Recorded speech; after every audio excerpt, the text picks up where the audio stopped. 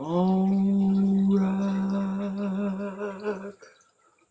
motherfuckers, back for another live. As usual, giving TikTok a second to pump me up. TikTok doing its thing, pushing me in the algorithm.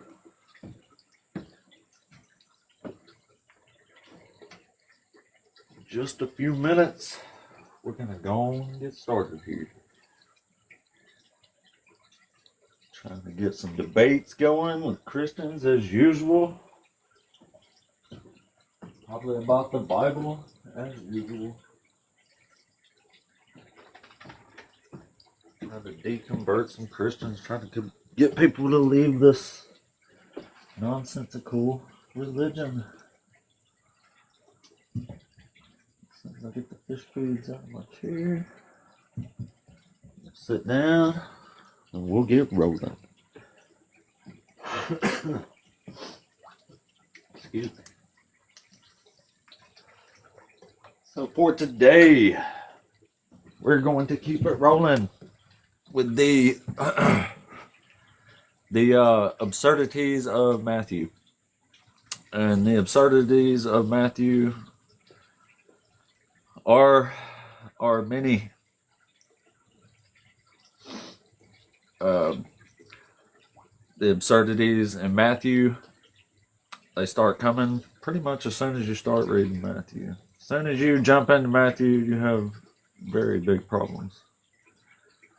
There's all kind of problems. There's theological problems. There's straight up, he misquotes whose prophets are saying what. I mean, he says prophecies are prophecies that aren't prophecies to begin with, and that's a pretty big problem if you think the prophecies are true and that these are prophecies, because they're not. There's all kind of problems, and yesterday I barely got through chapter 1 of Matthew before we started talking to some folks, so maybe that'll be the case today again, I don't know. But as usual, we're trying to get Christians to request up in here so we can do some Bible debates. But until then, until we get some folks in here to do some talking, we will recap Matthew chapter 1 here. I don't even think I got through the whole thing yesterday. But we'll start in Matthew chapter 1. We can make it through at least a couple chapters of Matthew, I think. And we'll start exposing some problems here. And as I've said, the absurdities and the problems in the Gospel of Matthew are quite numerous. And they start right off the bat, undoubtedly. So we'll just give it another minute here, let another person or two roll in, and then we'll get right into the absurdities of Matthew. Sorry for the 10th time already.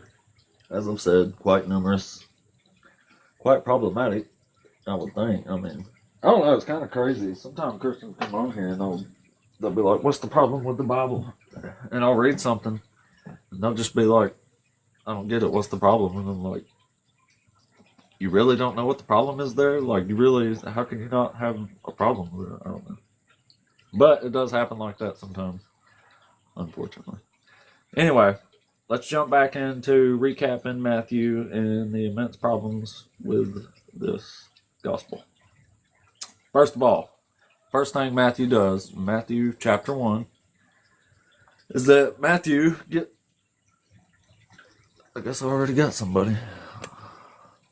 Hold on, let's see. City of Edits 1. Hey there. City of Edits, are you there? How it going? Hello? Ooh, you're really quiet. Maybe I'm really quiet. My bad. Oh, are you over 18? What? Yeah. Yup.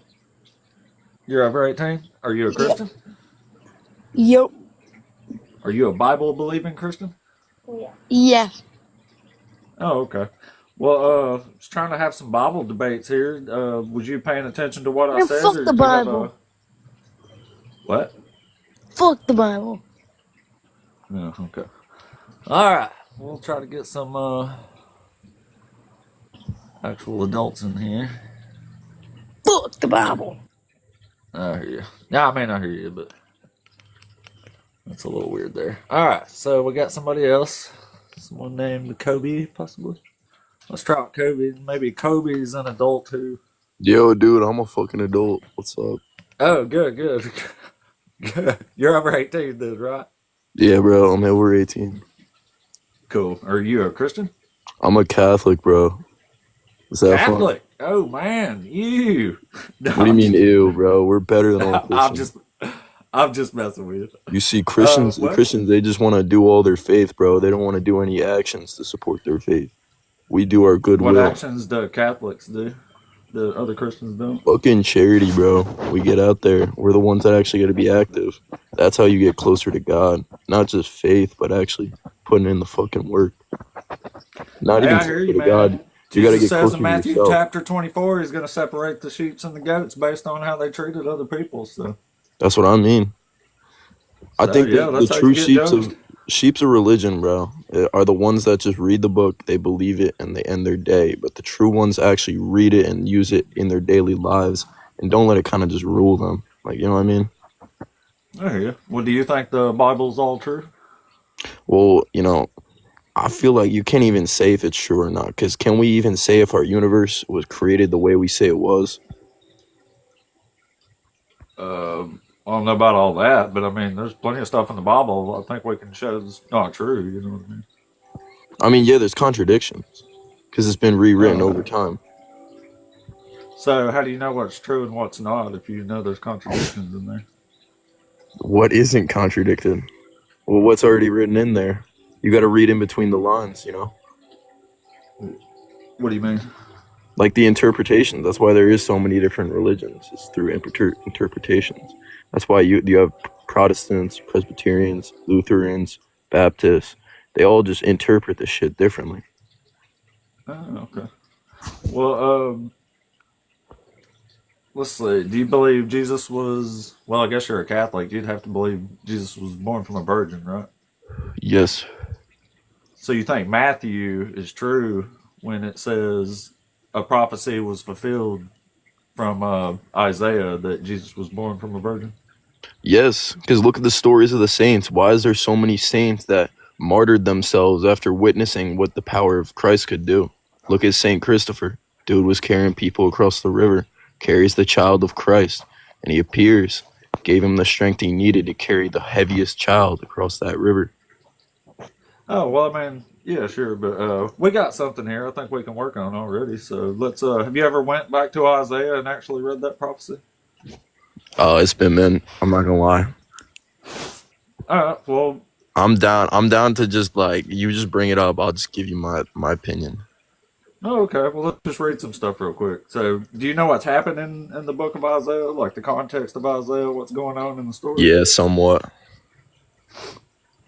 All right. So, in chapter 7 here is where Matthew is getting that supposed prophecy from that Jesus was born from a virgin, right?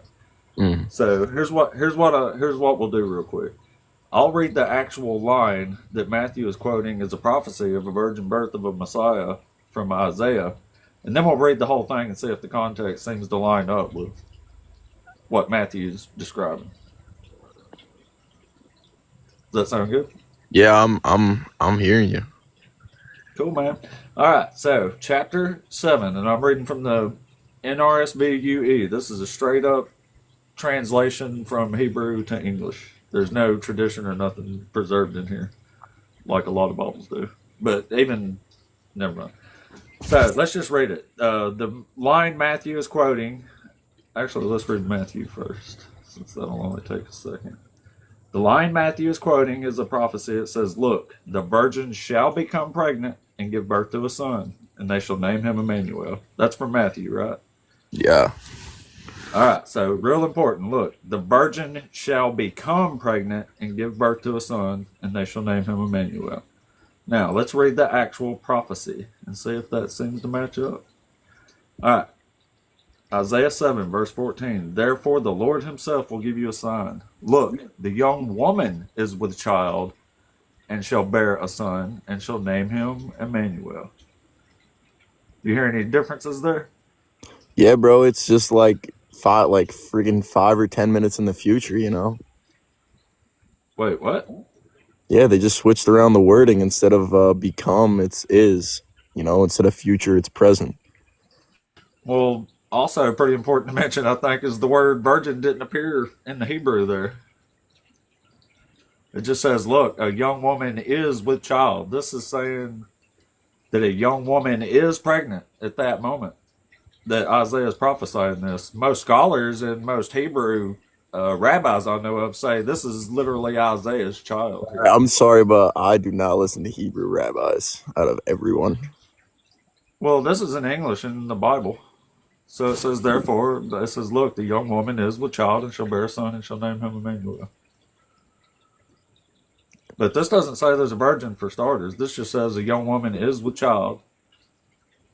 But do you know what it says in Isaiah that this child is going to do? I'm not gonna lie, I just woke up. Just tell me. Okay. Well, I'll tell you what. Let's just read it right here. It starts in verse 10. This is called Isaiah gives Ahaz the sign of Emmanuel.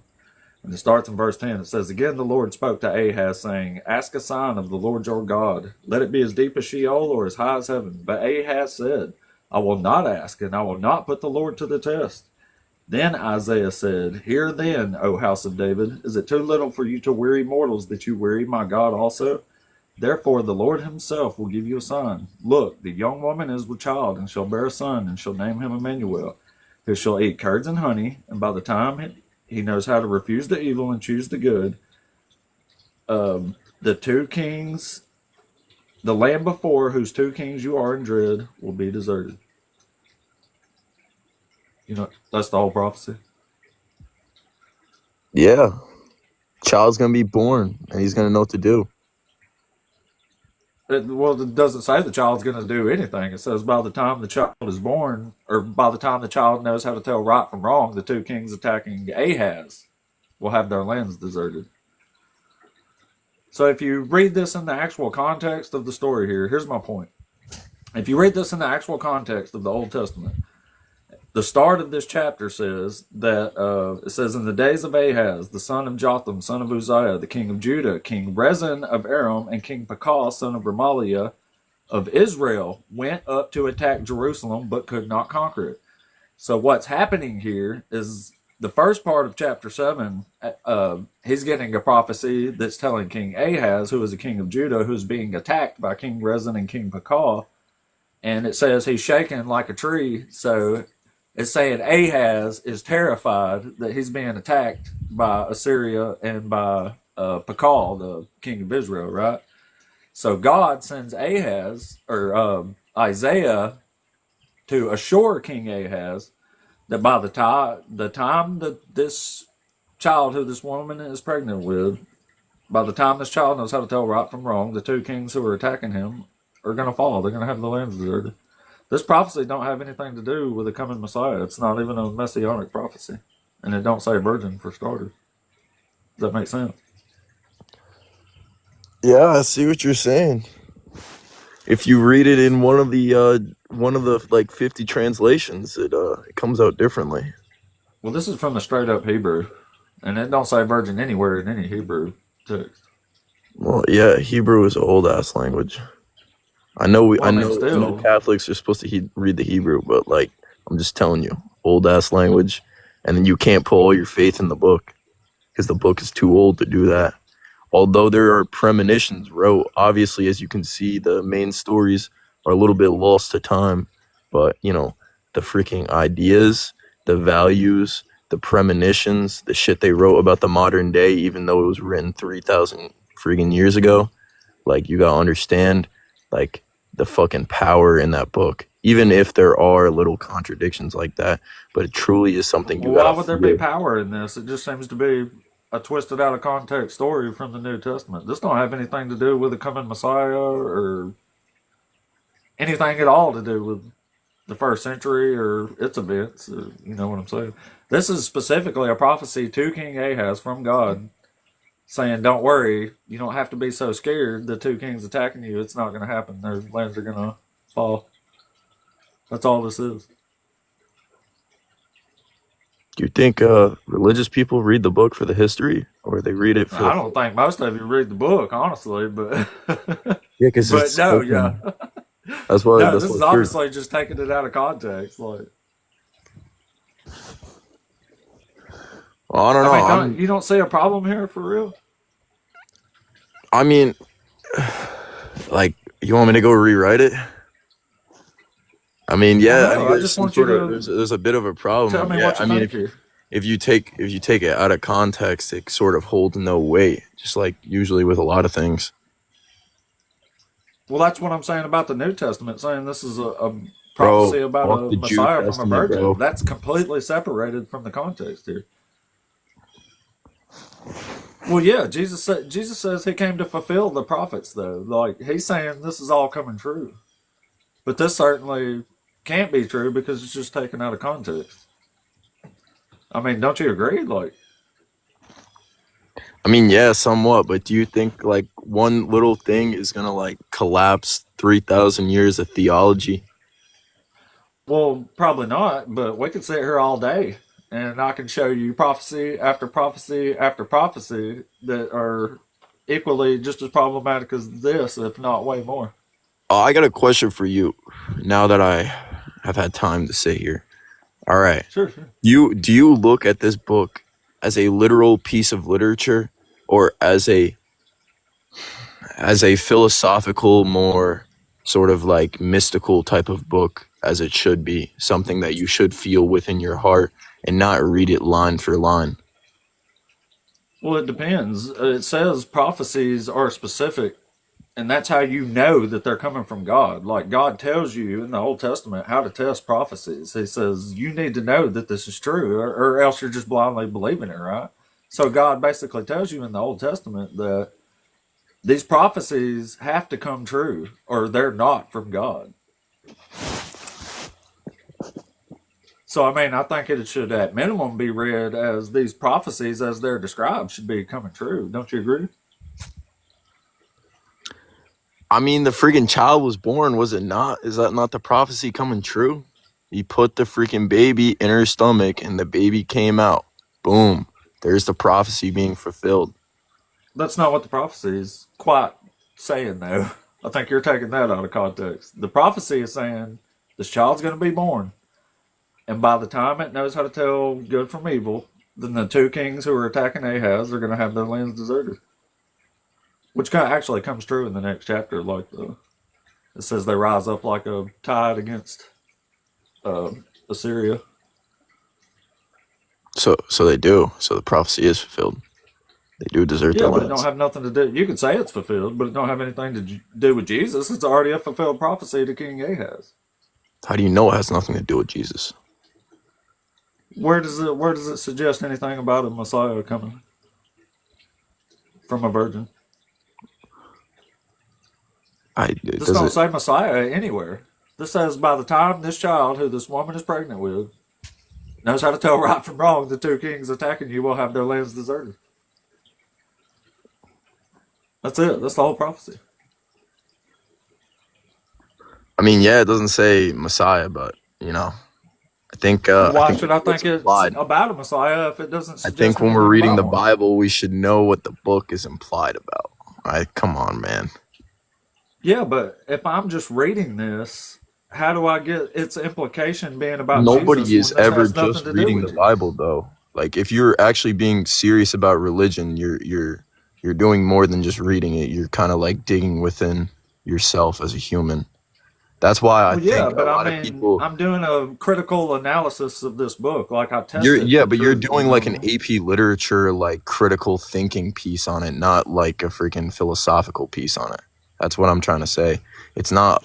I mean, yeah, it's a piece of literature, but it's also a freaking moral. It's a whole bunch of literature. It's a whole bunch of books. Yeah, I mean, that's what it is. it's a big piece of philosophy. It's the earliest book of philosophy. Well, like I said, I mean, these prophecies are supposed to be true prophecies. They're supposed to be conveying accurate information about events. And it's God Himself saying this stuff has to come true, or it's not from God. So I mean, at What, minimum, I should be testing that, right? Yeah, all right. That prophecy isn't true. All right. What about the premonitions to current day? What about the things they talk about that happen in the Bible that certainly do happen in the real world today? Like what? Like the fucking synagogue of Satan, trying to complete their fucking rituals. I don't know what that means. All right. I'm sorry, bro. I feel like I've gotten a little off the deep end here, but I'm just trying to say. Oh, well, maybe it's cool though. It's deep issues. I get it, man. We're challenging people's core beliefs here. You know what I'm saying? So No, I get it. I feel like this has to happen. I'm not a here lot. to be hostile or anything. Like, Nah, this has to happen a lot. Person, you know what I'm saying? If you can't have your core ideas challenged, then do you really believe them? That's what I mean. Oh no, yeah, I hear you. I agree, man. No, I'm glad you're here. Most people ain't got the balls to put their beliefs on the line for real. You know what I'm saying? Especially in public when other people are watching. So I'm passionate about everything. I'm passionate about my entire life. I hear you. Well, you want to read some more prophecies? Yeah, let's get it going. All right, perfect. That's what I like to hear, buddy. All right, so actually, hell, let's just, since we're in Isaiah, let's just hang around Isaiah. You said you do know, like, the context of Jeremiah and Isaiah and stuff, like you know what's going on in the books. So you know the context and stuff, such as. Oh, we lost him. Oh dear. I don't know what happened. I guess the Lord took him out of the conversation there. He didn't want him moving on to other prophecies. Maybe he dropped on accident. I don't know what happened. Anyway, if anybody else wants to come up, we can talk about some more prophecies and maybe some Christians can explain to me. I mean, the last caller couldn't. We just had to move on. But like this prophecy clearly has nothing to do with Jesus or coming Messiah. It's like, I mean, why? How can you possibly get to Jesus from some of this stuff? Like, how can you possibly say these are prophecies that happen? Like, they clearly didn't happen. But damn, I hate he dropped. It's cool talking to a Catholic there. We could have moved on to a lot of cool stuff. Anyway, where are we at here? Number 5 tells a story. It says that James Jar. Number 5 tells a story of a priest that curses a woman to have a miscarriage if she cheated. Yes, that is correct. It's a God-sanctioned abortion, basically, there. And that can be initiated if a husband is even suspicious of his wife. He's justified somehow in having an abortion. So that is absolutely what Numbers 5 is about. Hey, I say all the time, if Christians think that aborted babies go to heaven, then they ought to be the champions of abortion. Like, because I mean, you're giving a baby a free pass to heaven, essentially. So why the heck wouldn't you do that, Christians? I mean, that's crazy. Is that true? They didn't have a way to verify whose fault it was. Yeah, I mean, yeah, they had to use crude tests. God says in, what is it, Deuteronomy chapter 22, I think it's verse 13. God gives a test the way so you can test if your young wife is a virgin or not on your wedding night. And the way that happens is on their wedding night, if the virgin doesn't bleed on this like piece of cloth, then it can be used as evidence against her that she's, you know, not a virgin. The problem with that is less than half of women actually bleed the first time that they do the marriage night deeds. So literally half the women accused of this would have been completely innocent. Over half the women would have been completely innocent if you go by statistics. So yeah, I mean, great things from the good book here. We was about to go into some Jeremiah. Listen to what Jeremiah says. Jeremiah's got some good stuff here. Where does it start at? Verse 10, it says, Then you shall break the jug in the sight of those who go with you, and shall them say, Thus says the Lord of hosts, so I will break this people in this city as one breaks a potter's vessel, so that it may never be mended. And Topheth they shall bury until there is no more room to bury. Thus will I do this place, says the Lord, and to its inhabitants, making this city like Topheth. And the houses of Jerusalem and the houses of the kings of Judah shall be defiled like the place of Topheth. All the houses upon whose roof offerings have been made to the whole host of heaven, and libations have been poured out to other gods. Hold on a second. Oh yeah, I started a couple verses too late here. Hold on, listen to this. It says, And I will make this city a horror, a thing to be hissed at. And it says, everyone who passes by it will be horrified and will hiss because of all of its disasters. And I will make them eat the flesh of their sons and the flesh of their daughters. And all shall eat the flesh of their neighbors in the siege and in the stress in which their enemies and those who seek their life afflict them. I mean, this is horrific shit, man. Like, I will make that everybody who walks by the city's gonna go, ew, that's, oh my God. And God's gonna make them eat the flesh of their sons and daughters. I mean, for real, like, who needs Satan when you have a God like this? You know what I'm saying? Who needs Satan when you have Yahweh? Who needs it, man? Anyway, that's a little tidbit from Jeremiah. And God's punishment of the Israelites there for not keeping the law. Which is pretty funny that God would inflict such horrors on his chosen people because they stopped keeping his law. And then here come Christians 600 years later. Hey, guess what? We don't have to keep this law anymore. Like, oh my God, like, God is literally doing the most horrific of things to people here because they stopped keeping his law. And here come Christians. Hey, y'all, we don't need to keep this silly law from this awful God anymore. Like, you've been tricked. Like, God literally says in Deuteronomy 13, he's going to send false prophets to test you to see if you'll stop keeping the laws and decrees that God has given. Like, you fell for it. I mean, hello? Come on, man. Like, how obvious is this be? Like, well, it's not obvious if you don't read the book, because then none of it's obvious. Just, I mean, when you haven't read a book, you can be told it says whatever somebody wants you to think it says, and you don't know any better because you've never actually read it. So, things like one of the big contradictions. Oh, yeah, I'm supposed to be on Matthew. I forgot. Anyway, one of the big contradictions in Christian theology here is that someone came and died for your sins and made some sort of new covenant. The problem is, if you just go to Jeremiah and read it, it says when God forms a new covenant, everybody's going to die for their own sins. And it says everybody's going to know the law then because it's going to be written on your heart. You'll just keep it because it's in your heart and on your mind. So, Christian theology as a whole seems to fall apart on a very quick, very simple read of some of these prophecies from the Old Testament. Like from Jeremiah 31, verse 38. This is Jerusalem to be enlarged. It says, The days are surely coming, says the Lord, when the city shall be rebuilt for the Lord from the tower of Hananel to the corner gate.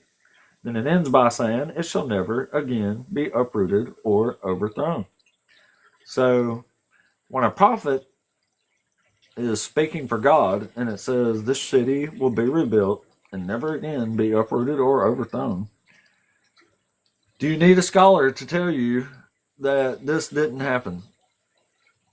If you know that the Babylonian captivity ended in 538, 536 BCE, when Cyrus freed them, especially when the Bible actually tells you that Cyrus freed them, and it says God is using Cyrus to do this. And it says Cyrus will rebuild the city. That's all in chapter 45 of Isaiah. So, never again be uprooted or overthrown. So, you can just simply ask the question, after Jerusalem was rebuilt and enlarged, after the Babylonian captivity, was it ever again uprooted or overthrown? And the answer is, yeah, about 1,000 times. It's been uprooted and overthrown. Like, about 1,000 times, man. But anyway, still waiting on some Christians to come up. If anybody wants to do some Bible debate here, if you think you got some stuff you can apologetic away, you can. This ain't no big channel. You ain't got to wait hours to come up. I'm not hostile. You can practice your apologetics on me. Little old me with my 7th grade education. Piping down and just reading the book. Actually, piping up, I meant to say there. So that just lisdexically. Anyway, let's get back to Matthew. Where was that? Here we are. So, we had just covered with our first guest that requested up here why Isaiah chapter 7 definitely wasn't about Jesus. Like, even he said, you can't, I'm pretty sure even he said you can't get to a Messiah for this. And obviously you can't because I read it. But anyway, that's from the first chapter of Matthew, and that's from the second part of the first chapter. The first part of Matthew is where he gives the genealogy of Jesus. And the immense problems right off the bat from Matthew chapter 1 is that when he gives this genealogy of Jesus, he goes through the line of Jeconiah. The problem is that if you go back to Jeremiah, where we previously was a moment ago, Jeremiah 22 verse 30 says that the line of Jeconiah is cursed and they can never sit on the throne of David. And that's what the Messiah has to do. That's the whole point here, is that Jesus is the Messiah. So Matthew, man, you bonked that one up bad, bro. You really, really poo-pooed on the Messiah there at the very start of your gospel in chapter 1. Also in chapter 1, we had just covered with a caller the virgin birth of the Messiah here from Isaiah chapter 7. Turns out there is no prophecy about a virgin birth in chapter 7. That's prophecy to King Ahaz, that by the time the child called Emmanuel knows how to tell right from wrong, the two kings attacking King Ahaz will fall. And that's all it's about. It has squat to do with the coming Messiah. It has squat to do with Jesus. It doesn't say this child's going to be a Messiah or do anything. Ooh, let's invite Pastor Jay. Let's definitely do that. I'm going to invite him. I'm inviting our pastor to come up and talk. It says he's online again. I don't think I got to finish my new argument from Luke on him. Maybe he'll come up though. I don't know. He's probably busy. But anyhow, Matthew chapter 1. Bad genealogy. And it says the prophecy is being fulfilled. In Isaiah chapter 7 with this supposed virgin birth thing, but it doesn't say virgin. It's not a prophecy about a virgin birth of a Messiah. It's none of that. So, what next? Matthew chapter 2. Now, Matthew chapter 2 is a really, really good one because Matthew chapter 2 has like 4 whole prophecies that are being fulfilled here in Jesus, right? Yeah, Matthew chapter 2 is pretty short, and there's like 4 whole prophecies in here that Jesus fulfills. So, let's jump into these prophecies, right? And the first one, it says, is the visit from the Magi. And it says, in the time of King Herod, after Jesus was born in Bethlehem of Judea. Yeah, we covered that already. Magi from the east came to Jerusalem, asking, where is the child who has been born, the King of the Jews? For we observed his star in the east, and we have come to pay him homage. When King Herod heard this, he was frightened, and all of Jerusalem with him. And calling together all the chief priests and scribes of the people, he inquired of them where the Messiah was to be born.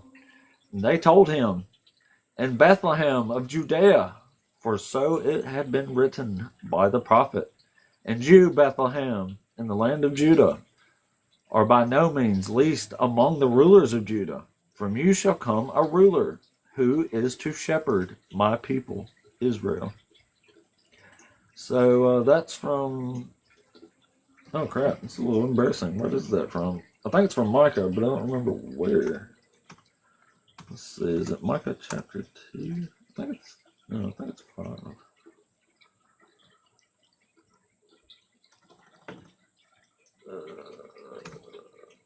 Yes, it is 5. It's got to be 5. Chapter 5, verse 2, not chapter 2. It's that is the prophecy from Micah chapter 5, and it starts in verse 2. And it says, "But you, O Bethlehem of Ephrathah, who are one of the little clans of Judah, from you shall come forth for me one who is to rule in Israel, whose origin is from ancient days." And it says, "Therefore he shall give them up until the time when she who is in labor has brought forth. Then the rest of his kindred shall return to the people of Israel, and shall stand and feed his flock in the strength of the Lord, in the majesty and the name of the Lord his God. And they shall live secure. For now shall be great to the ends of the earth, and he shall be one of peace." So, that's kind of interesting, right? I mean, some of that sounds a little bit like Jesus, like, he shall stand and feed his flock in the strength of the Lord, in the majesty and the name of the Lord his God. Yeah, sure, that sounds like Jesus, except for when you say that Jesus is God, because then it's kind of weird to say that God is standing in the strength of God, in the majesty of the name of God. God stands in his name. That's kind of weird. But whatever, that could be Jesus, right? The next problem I see is that this doesn't necessarily say you have to be born in Bethlehem. This says, "But you, O Bethlehem of Ephrathah, who are of the little clans of Judah." So this is basically saying that you have to come from a clan of Judah, which Bethlehem is one of. And it says right there, it says, "You who are one of the little clans of Judah." So the tribe of Bethlehem. So you don't necessarily need to be born in Bethlehem. You need to be born from this tribe. So like if someone from this tribe was in Bethlehem, they could still be born outside of Bethlehem and still be from the line of Judah. So I think that should show definitively there that this isn't necessarily just about Bethlehem. It also says you have to rule in Jerusalem. Jesus never ruled in Jerusalem. He was never a king. He was anointed by some lady in somebody's house, but he wasn't anointed by the people as a king.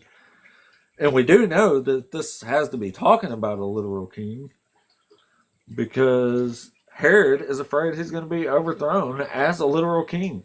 So he thinks somebody's going to take his job. This also says, "It shall be great to the ends of the earth, and he shall be one of peace." So if he's to be one of peace, then why does Jesus say things like, "I did not come to bring peace, but a sword"? Do you reckon Jesus knows this Messiah is supposed to be one of peace and not swords? You'd think so. I mean, I don't know. I don't think Jesus has a real good grasp on the Old Testament here. Which is not surprising if that's where Christians came from, because they don't seem to have a very good grasp on it either, to be honest with you. It even has the, let's see, this sounds interesting, the future role of the remnant. This is talking about Israel, because Israel is the remnant of Jacob. Surrounded by many people shall be like the dew of the Lord, like showers on the grass, which do not depend on people or wait on any mortal. And among the nations, the remnant of Jacob, surrounded by many peoples, shall be like a lion among the animals of the forest, like a young lion, a flock of sheep. Yeah, it sounds pretty poetic. Anyway, so, Matthew chapter 2. So far, we have a prophecy saying that Jesus had to be born in Bethlehem, because the prophecy says in the Old Testament that you have to be born in Bethlehem. Prophecy, it doesn't actually say that. It says you have to be from the clan of Judah, which is from Bethlehem. So you can be from the clan, but be born in America, and you're still from the clan of Judah. So you can still be a Messiah. You didn't have to be born in Bethlehem. So, what is the next one? The escape to Egypt. This is a really, really good one. This is a really, really good one. It says, now after they had left, an angel of the Lord appeared to Joseph in a dream and said, get up, take the child and his mother, and flee to Egypt, and remain there until I tell you. For Herod is about to search for the child to destroy him. Then Joseph got up, took the child and his mother by night, and went to Egypt, and remained there until the death of Herod. This was to fulfill what had been spoken through the prophet.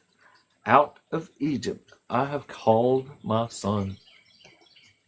So certainly there's a prophecy in the Old Testament about prophecy being fulfilled that says, out of Egypt I have called my son. Is it true though? Is there a prophecy that says this Messiah will be called out of Egypt? Well, it says in Matthew chapter 2 that there is. And it says they left Egypt to fulfill what had been spoken by the words through the prophet. Out of Egypt I have called my son. Can this be true, I wonder? Well, all we have to do to see if this is true or not is go to this supposed prophecy in the Old Testament, yeah? Anybody know what that's from? I do. It's from Hosea chapter 11. So when Matthew says that a prophecy has been fulfilled because a Messiah was called out of Egypt, what I would think we can assume from Matthew is that the Messiah, there's going to be a prophecy in the Old Testament about a Messiah who is called out of Egypt, right? Well, let's read it. It is from Hosea 11, verse 1. When Israel was a child, I loved him, and out of Egypt I called my son. The more I called them, the more they went from me. They kept sacrificing to the Baals and offering incense to idols. What? This doesn't seem to be a prophecy at all. This seems to be a retelling of the Exodus. So, why is Matthew saying this is a prophecy that a Messiah in Jesus has fulfilled by being called out of Egypt, when this says, when Israel was a child, I loved him, and out of Egypt I called my son? This is talking about the Exodus. So, it's pretty insane to say this is about Jesus in the first place, because it's not even a prophecy. It's just a retelling of the Exodus. But maybe Matthew should have read the next line where it says, the more I called them, the more they went from me, kept sacrificing to the Baals and offering incense to idols. Did Jesus sacrifice things to Baal? I don't think Jesus did. Did Jesus offer incense to idols? No, I'm afraid not. So maybe somebody should tell Matthew that this isn't a prophecy being fulfilled. In fact, it's not a prophecy at all. This is just a retelling of the Exodus, because Jesus certainly wasn't sacrificing to Baal. Certainly, if Jesus is God, he certainly wasn't sacrificing to Baal. That would be absolutely insane to think. Am I right? Oops, sorry, I was looking at something real quick. Anyway, so what? How in the world is there a prophecy about a Messiah being called out of Egypt? Well, long story short, there's not one. It's made up. Matthew made it up, like most shit that the New Testament makes up.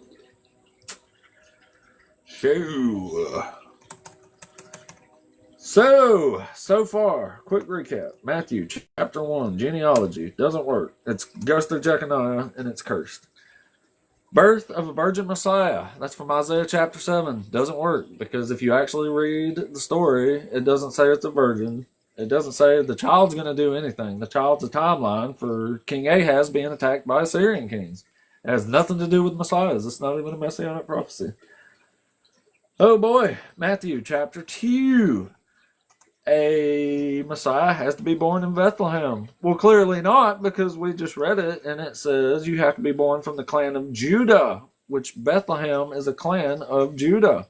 And as I explained, you don't necessarily have to be born in Bethlehem, because if you're in the clan of Judah, you could be born in, say, America, and you're still from the clan of Judah. You're still meeting the requirements of this prophecy for an actual Messiah, which is an actual Messianic prophecy at that time, at least. But it's not saying you have to be born in Bethlehem. So another poo-poo on Matthew 4. Number 4 poo-poo about Matthew. Messiah comes from Egypt. There's no prophecy about a Messiah being called out of Egypt. We just read it.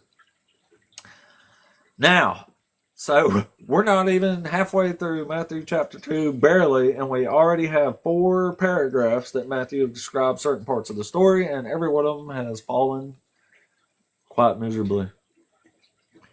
And always still just waiting for some Christians to request up for debate. But anyway, let's go on to the next part of Matthew chapter 2. We are exposing the absurdities of Matthew here. So, in 16 is part 5 now of debunking Matthew through 5 paragraphs of Matthew. So far, all 5 of the first starts of Matthew. Anyway. When Herod saw that he had been tricked by the Magi, he was infuriated, and he sent and unalived all the children in and around Bethlehem who were 2 years old and under, according to the time that he had learned from the Magi. Then what had been spoken through the prophet Jeremiah was fulfilled. At least this time he got the right prophet. And it says in verse 18 of Matthew chapter 2, a voice was heard in Ramah, wailing and loud lamentation. Rachel is weeping for her children because Rachel is weeping for her children. She refused to be consoled because they are no more. So, what is Matthew chapter 2 saying here? He is saying that Herod unaliving a bunch of babies in and around Bethlehem is a prophecy from Jeremiah that's being fulfilled. And the exact line that he quotes is from Jeremiah chapter 31, verse 15, and it says, well, we're going to read the actual Jeremiah one in just a second, but let's read Matthew's again real quick. A voice was heard in Ramah, wailing and loud lamentation. Rachel is weeping for her children. She refused to be consoled because they are no more. Real quick there. And this is happening while Herod is unaliving a bunch of babies, yeah? So, what again can we expect? We can expect to go to Jeremiah chapter 31 and see a prophecy is clearly happening about a bunch of babies being unalived. So here's the actual verse that Matthew chapter 2 is quoting as a prophecy. And it says, thus says the Lord, a voice is heard in Ramah, lamentation and bitter weeping. Rachel is weeping for her children. She refuses to be comforted for her children because they are no more. So, Matthew chapter 2 is saying a prophecy from Jeremiah is being fulfilled because a bunch of babies are being unalived in and around Bethlehem. Jeremiah chapter 31, what's happening here? Sounds pretty straight up, right? A voice is heard in Ramah, lamentation and bitter weeping. Rachel is weeping for her children. She refuses to be comforted for her children because they are no more. But if you just read this next line, it says, thus says the Lord, keep your voice from weeping and your eyes from tears. For there is a reward for your work, says the Lord. They shall come back from the land of the enemy. There is hope for your future, says the Lord. Your children shall come back to their own country. I thought my signal dropped there for a second. Anyway,